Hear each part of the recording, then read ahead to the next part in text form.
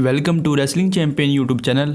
इस वीडियो में हम बात करने वाले हैं यहाँ पर डीन एम्ब्रोस के बारे में, मतलब बात करने वाले हैं यहाँ पर ऐसे रीजंस के बारे में जिसको देखकर यहाँ पर जा रहे हैं डीन एम्ब्रोस डब्ल्यूडब्ल्यूई को छोड़कर। मतलब बात करने वाले हैं ऐसे बड़े पॉइंट्स के बारे में जिसको देखकर यहाँ क्विट कर रहे हैं डब्ल्यूडब्ल्यूई को। तो कौन से हैं ये पॉइंट्स इस वीडियो में आपको बताऊंगा। तो यहाँ पर ये वीडियो बहुत इंटरेस्टिंग होने वाली है, तो बिना टाइम वेस्ट किए स्टार्ट करते हैं। तो ऐसे ही सबको पता है कि यहाँ पर डीन एम्ब्रोस डब्ल्यूडब्ल्यूई से बहुत ही टाइम से चले आ रहे थे और यहाँ पर डीन एम्ब्रोस द शील्ड एक बहुत ही बड़े फैक्शन में भी इंक्लूडेड है। मतलब यहाँ पर जो कुछ भी किया है डीन एम्ब्रोस ने डब्ल्यूडब्ल्यूई के लिए वो यहाँ पर कोई भी सुपरस्टार वैसा नहीं कर सकता।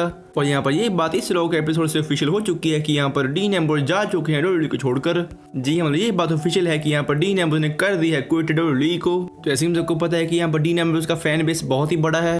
उनके यहाँ पर फैन बहुत ही ज्यादा बड़े हैं, स्पेशली इंडिया में ही। और यहाँ पर उनके जाने के बाद यहाँ पर डब्ल्यूडब्ल्यूई फैंस बहुत ही मिस करेंगे डीन एम्ब्रोस को।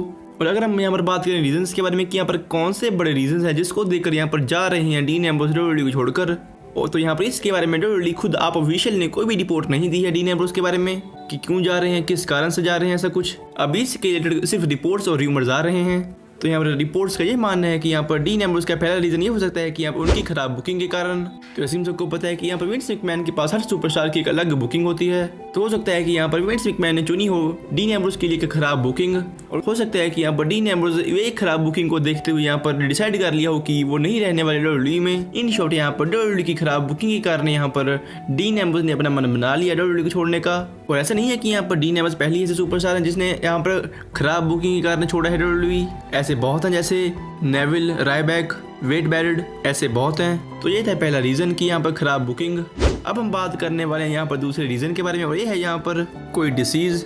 तो हो सकता है कि यहाँ पर डीन एम्ब्रोस को कोई डिसीज हुई हो, डिसीज मतलब बीमारी, और डीन एम्ब्रोस और डब्ल्यूडब्ल्यूई यहाँ पर इस बात को रखना चाहे सीक्रेटली कि यहाँ पर किसी भी फैन को ये बात पता ना चले। मतलब यहाँ पर डीन एम्ब्रोस जा रहे हैं इस बीमारी को ठीक करवाने, और जब ये बीमारी ठीक हो जाएगी तब वो आ जाएंगे डब्ल्यूडब्ल्यूई में फिर से। तो ये आ रहा है यहाँ पर रूमर्स के अकॉर्डिंग दूसरा रीजन।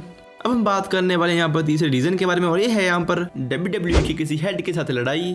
तो ऐसे ही सबको पता है कि यहाँ पर डब्ल्यूडब्ल्यूई एक स्क्रिप्टेड शो है, लेकिन इसमें यहाँ पर कई बातें ऐसी हो जाती हैं जो यहाँ पर अनस्क्रिप्टेड होती हैं। मतलब यहाँ पर इन छोड़ी इसमें कई लड़ाई रियल होती हैं। तो हो सकता है कि यहाँ पर डीन एम्ब्रोस और किसी डब्ल्यूडब्ल्यूई के बड़े हेड के साथ हो जाए तू मैं, और वही तू मैं से तंग आकर यहाँ पर डीन एम्ब्रोस ने डिसाइड कर लिया हो कि अब वो नहीं रहेंगे डब्ल्यूडब्ल्यूई में और छोड़ेंगे डब्ल्यूडब्ल्यूई को। मतलब यहाँ पर तीसरा रीजन है वो है किसी बड़े हेड के साथ लड़ाई। और हमारा चौथा रीजन आता है, और ये रीजन है यहाँ पर अलग अलग प्रमोशंस में जाना।